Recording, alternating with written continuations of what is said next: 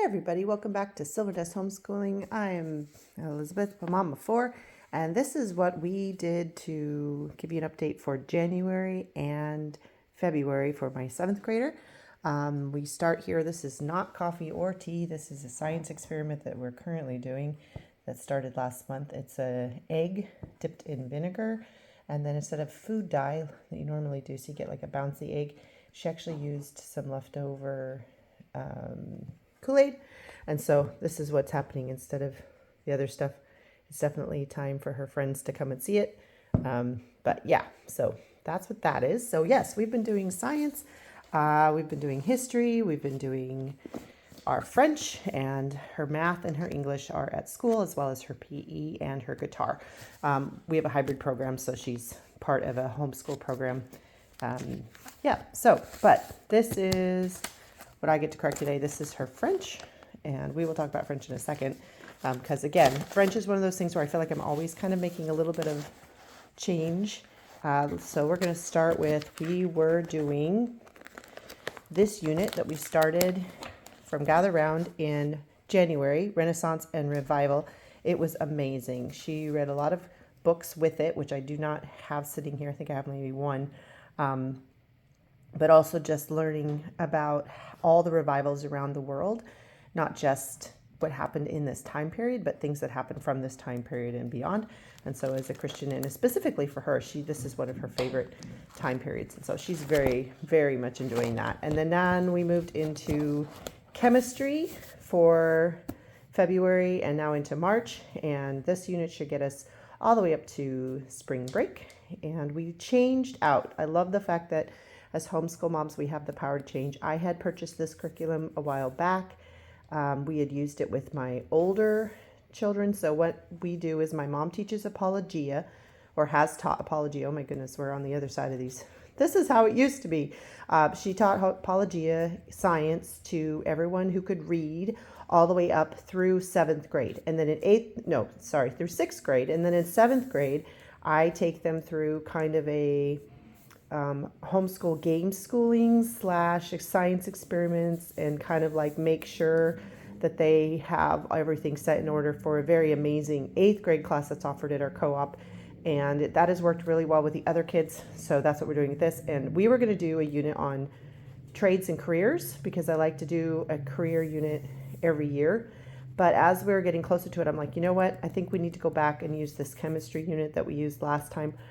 Thankfully, I'd already had the teacher's manual printed off from before, and then I was able to, I'd already purchased the middle school, so I just bought the middle school and was able to go ahead and print that copy off for us, and it has been going well, and that's how we got our egg. We're using it to really understand bonds, ionic bonds, covalent bonds, polar covalent bonds, that kind of thing, that are new for me and for her, even though I've already gone through it before. I feel like we get to learn it together, which is kind of fun. So that's what we're doing with middle school science. If you can hear some noise in the background, that's my cat saying hi. And then we are still using History of the World.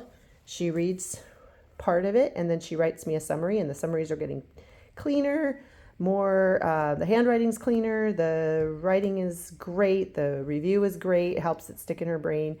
And this has been great for her and for me, because she is one of those kids that's read a lot of history, and so it's just kind of filling in the gaps for her to understand how everything worked together, but also allowing her to still read a bunch of history books along the side with that.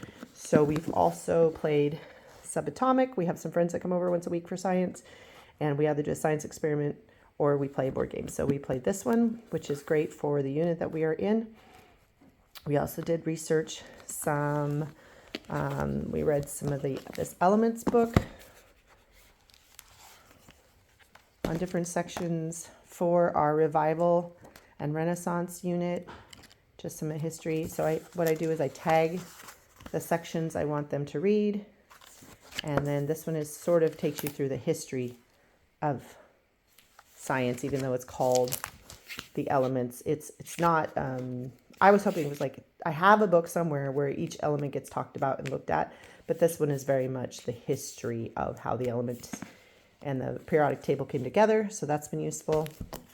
And then the other book that we've been using for science, again, tagged with some tags, So I think she finished all the ones I assigned, and then I get to assign new ones, or different science people that were famous or would added and contributed to science in the history. Now, one of the things I don't like about this one as much is it doesn't have as many women that actually help contribute, but see, every now and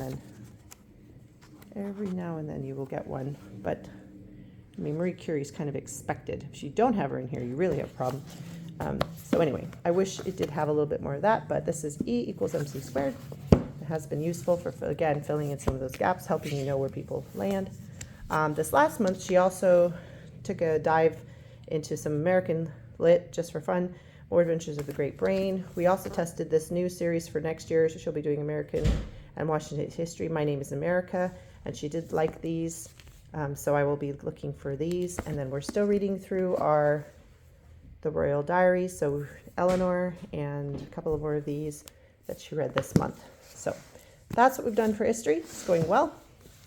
That's what we've done for science. It's going well. And now let's talk back about French. So we are still using Breaking the French Barrier, and this is a mix of, I'm going to flip to part she hasn't worked in. It's a mix of writing where you work in the workbook and then online with the computer. And so you can go over the computer as many times as you need to before you start working in the writing. And what we've realized for her, this is a high school French level in 7th grade. So just the way that our system works, it kind of works well for her to start it now, get a taste. And then if she changes her mind and doesn't want to do this for 3 years, she can switch to something else in 8th grade, because our hybrid school offers Spanish and ASL, but they don't offer French, and she wanted to try French. So far it's going well. She's learning the material really, really well. But when it came to the test, she was struggling a bit with the information. What we realized, we were just taking the test too fast. She was overwhelmed by the pressure of having that many pages. So what we did was we slowed down so that she is still doing a lot of activities along with it to fill in the hours that she needs to practice. But she finished all these books. They're kind of like a Bob book for French. I think I showed those for December and January. Redoing the same thing is helpful for, obviously, learning. But so that has been working great. So we just finished Unit 4 or Lesson 4, and our goal is to get through 6 of these this first year, and then we will do 7th through 12th for French 2, matching more like what they would teach at our high school, because this program is so robust and so capable and so amazing.